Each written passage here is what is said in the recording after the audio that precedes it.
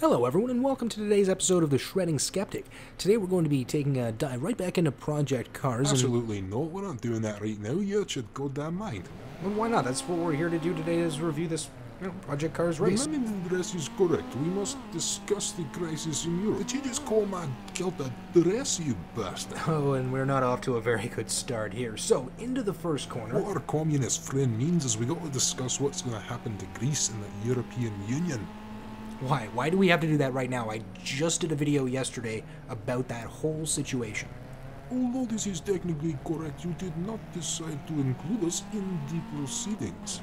Aye, you left us high and dry like a piece of flotsam in the Outer Hebrides. Fine, well it seems like there's no escaping whatever debate the two of you want to have, but does that mean I've just completely wasted all this game footage? Oh, don't worry yourself about that, laddie. The audience can enjoy the game footage while we're having the debate. You are going down, my friend, like the ass of the snake in the drainage ditch. Just like you're being overtaken here, the Greeks have been overtaken by their own debt. And then they get me started on their overzealous spending culture. It is a conspiracy on behalf of the West to overtake the country of Greece. Well, both of those seem like pretty hardline extremist positions, and besides, we're supposed to be talking about this race. Why is it always about the race with you? What? No, the race with... Ah, you racist bastard. Maybe you should just keep out of this. I don't think you know... You know what, never mind.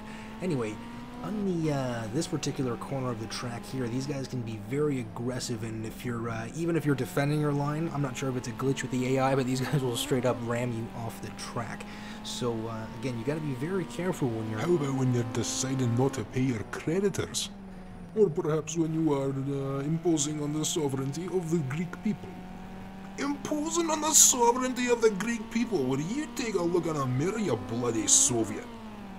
What is of the utmost importance is Greece maintaining its position within either the Eurozone or perhaps the new Soviet Union involving China and Russia.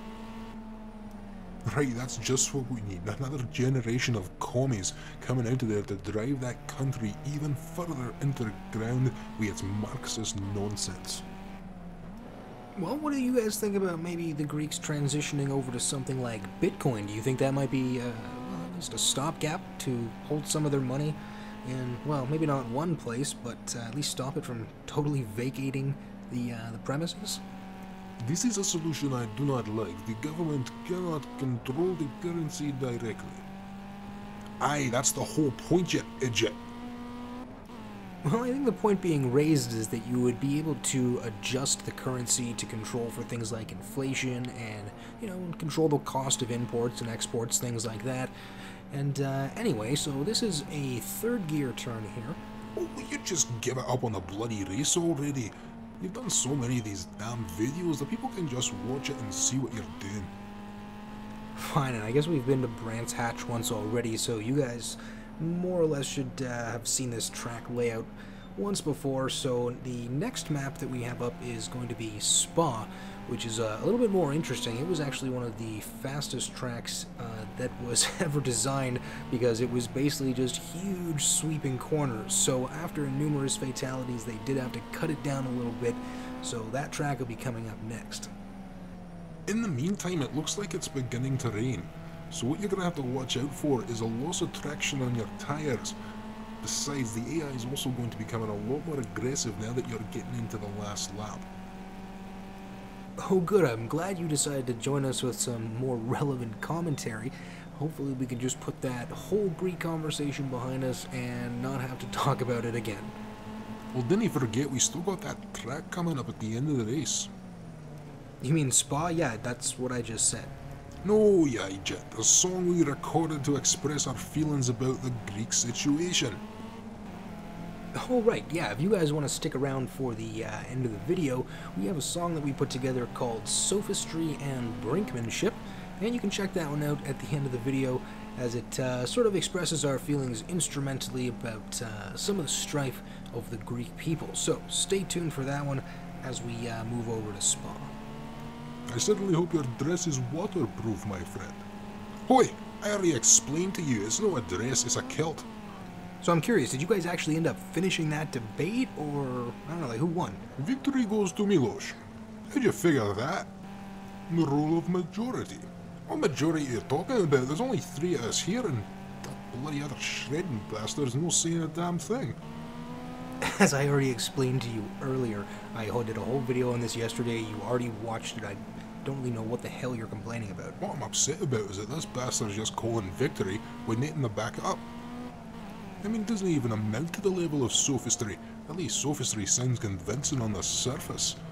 I'm willing to take our communist friend to the brink here.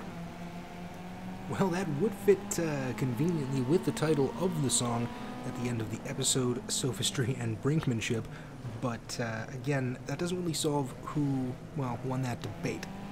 Oh, I can't even remember what we were arguing about to begin with. Look at you, you're getting knocked right off and you got taken on the inside. I can't even remember what we're arguing about because of that bloody pass.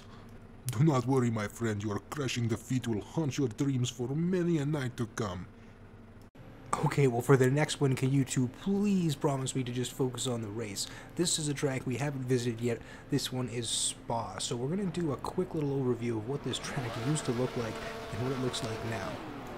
So anyway, as you can see from this map popping up in the bottom of the screen here, this track has shrunk quite a bit from what it used to look like. So the darker black region is what we're driving on today, and the gray region is what it used to look like.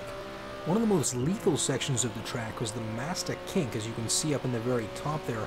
Top speed, very, very difficult to negotiate corner, and Scotty, I know what you're going to say. Aye, it was Jackie Stewart's crusade to get rid of this bloody kink in the track back in the 1970s.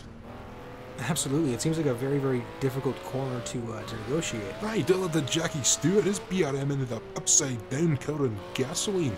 It was a pretty combustible situation. Oh, very clever, my friend. I see what you did there. Anyways, Scotty, what did you think about this track when you used to drive on it? During the 1980s, both Jackie Stewart and I both compared it to like a ferocious tiger of sorts. It was probably one of the hardest tracks to drive in its pre-modified state, with the second most difficult corner being Eau Rouge. Right, that was that first one right off the line there, right? Aye, you got to take it flat out to use your downforce to keep you planted, but it's a blind hill, so you got to know where the track is on the other side. Just takes a bit of practice is all. Right, and speaking of practice, I see you've been practicing your bass lines, so why don't you go get that set up? Oh, alright. So anyway, thanks for tuning into this rather unusual episode of The Shredding Skeptic, everyone. I hope to see you on next week's episode, and let's check out Sophistry and Brinkmanship.